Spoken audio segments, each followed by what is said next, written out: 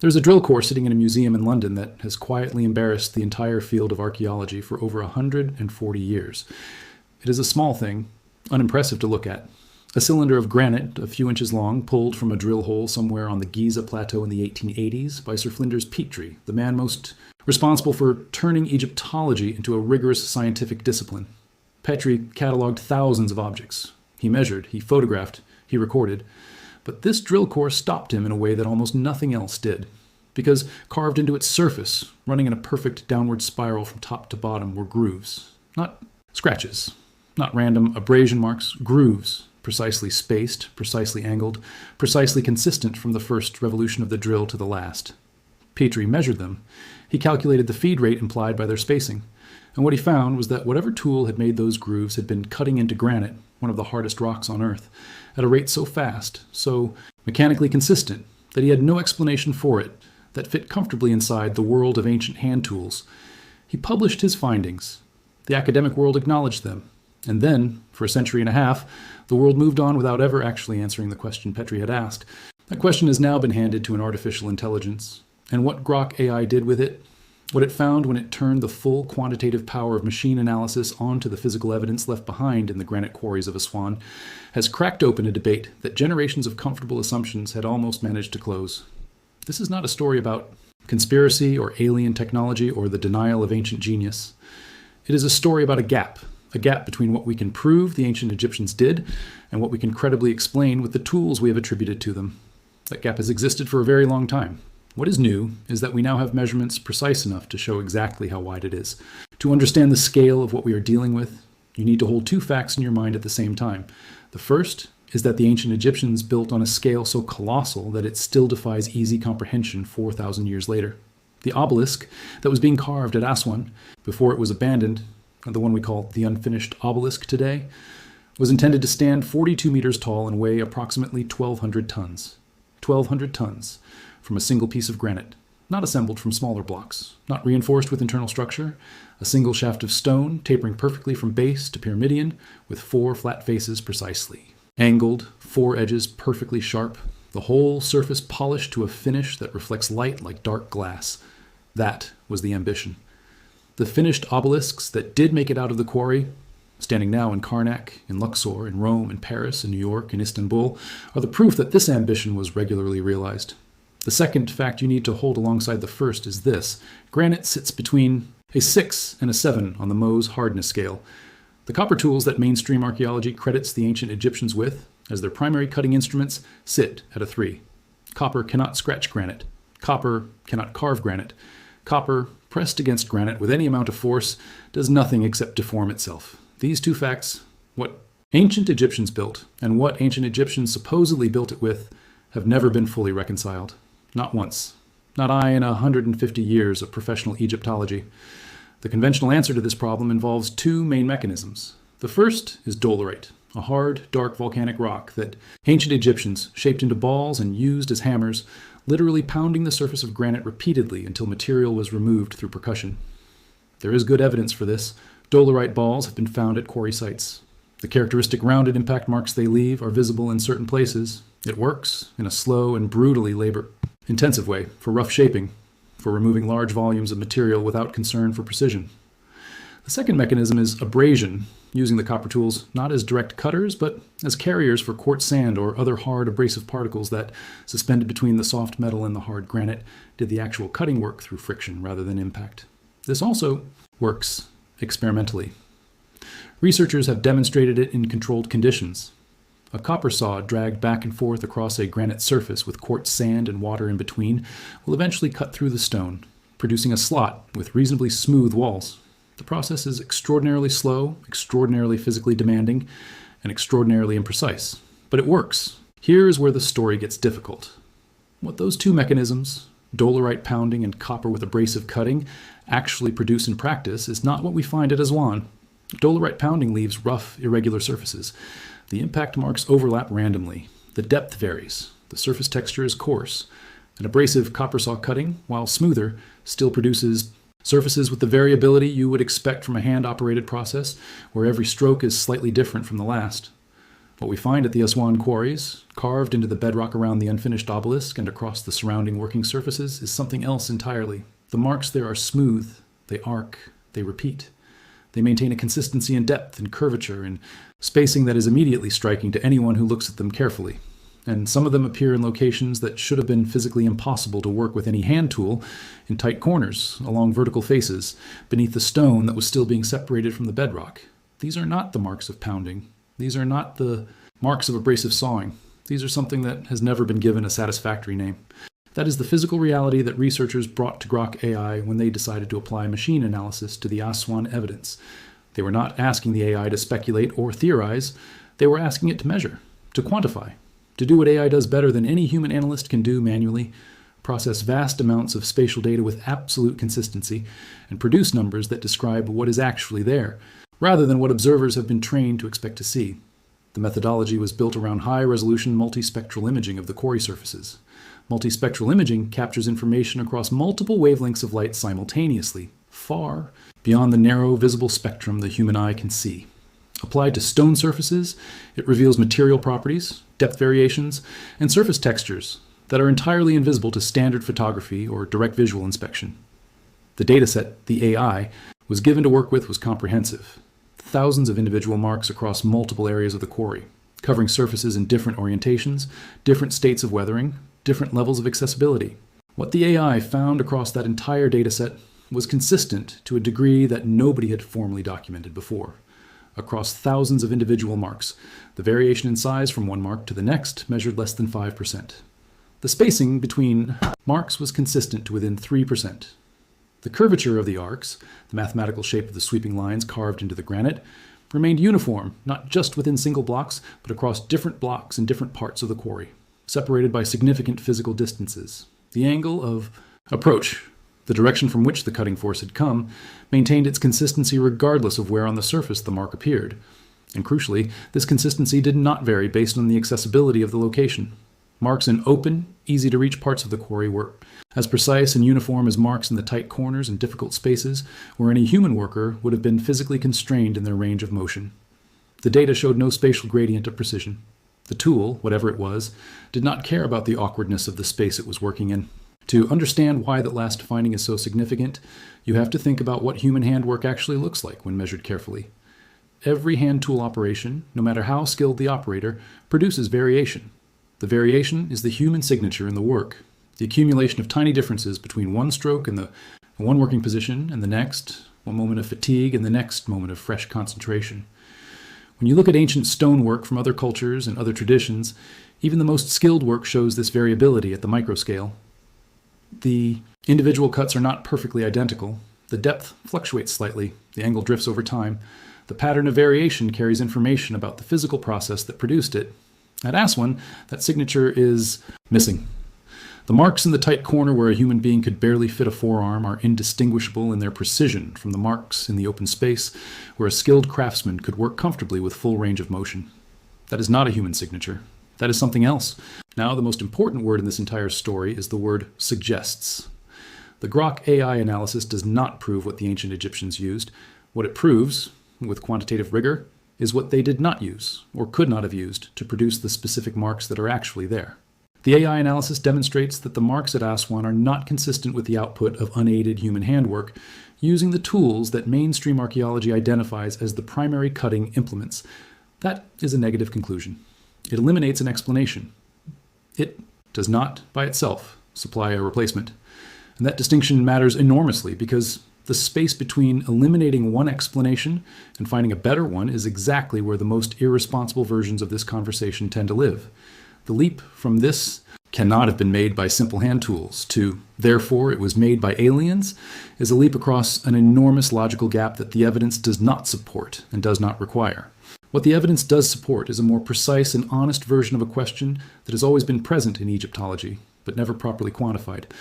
What class of technology produces these results?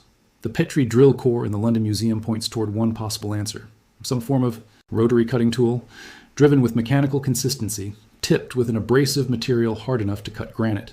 Corundum is the most frequently cited candidate. Corundum, the mineral that, in its gem forms, gives us rubies and sapphires, sits at a 9 on the Mohs scale. It is nearly as hard as diamond. It can cut granite. In powdered form, embedded in the face of a rotating drill or pulled along a cutting groove, corundum would produce exactly the kind of smooth, consistent, spiral-grooved cuts that Petrie found in his drill core. The Penn Museum's experimental study of drilling marks on an Old Kingdom granite. Sarcophagus lid confirmed this directly.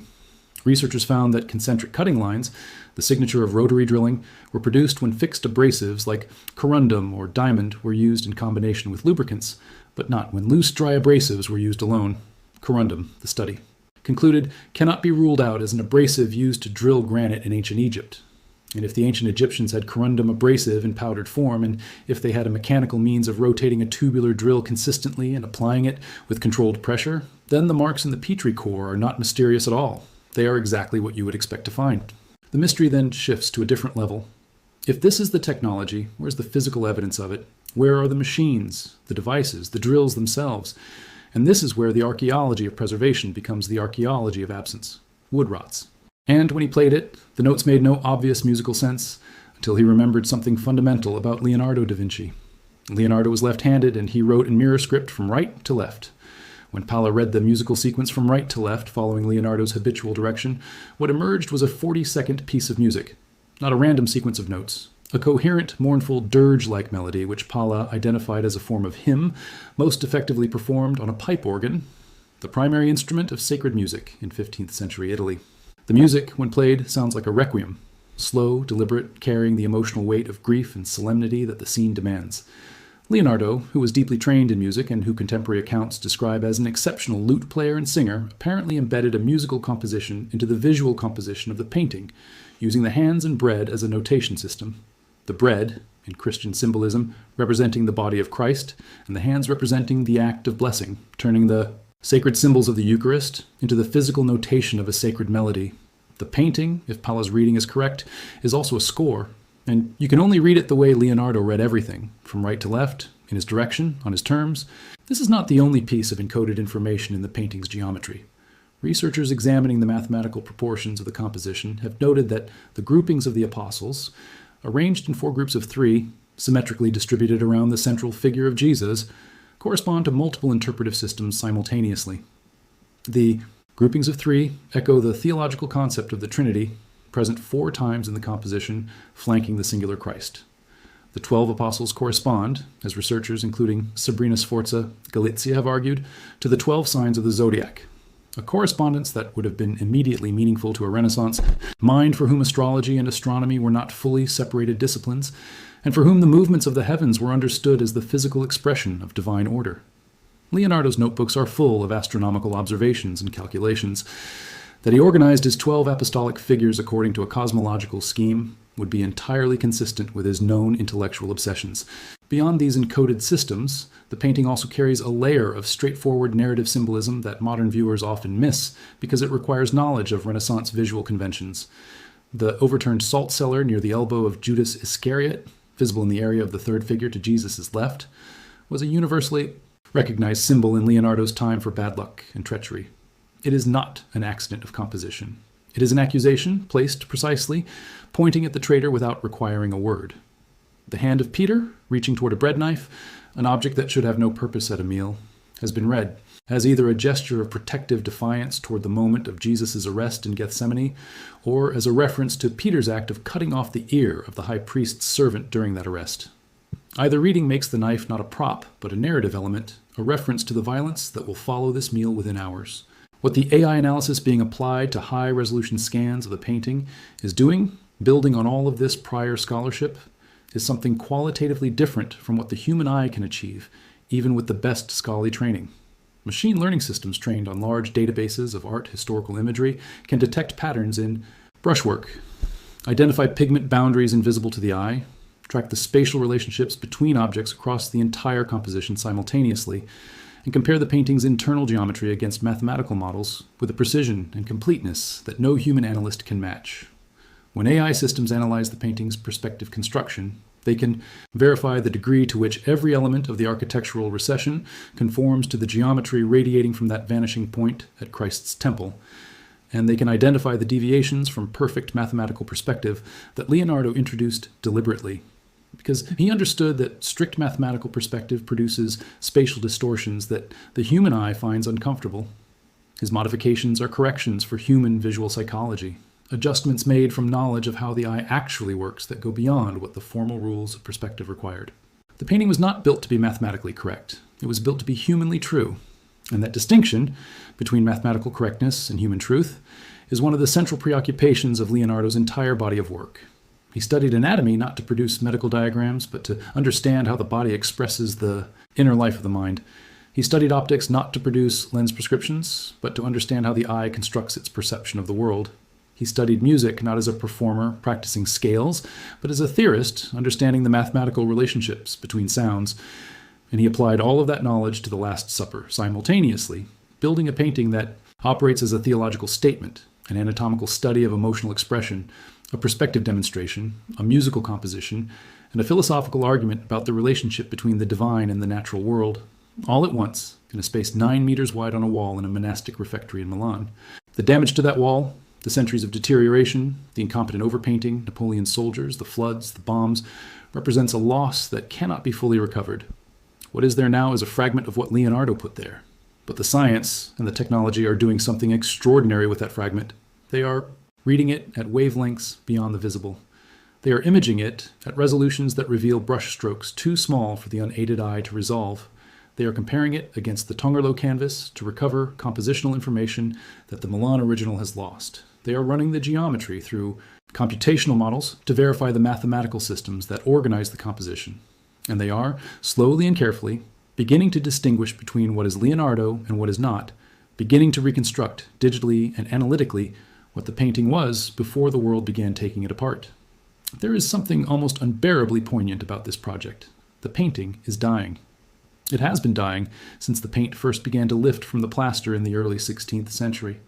The rate of deterioration has slowed dramatically with modern climate control and conservation measures, and the restoration of 1999 has given it a degree of stability that it did not have before.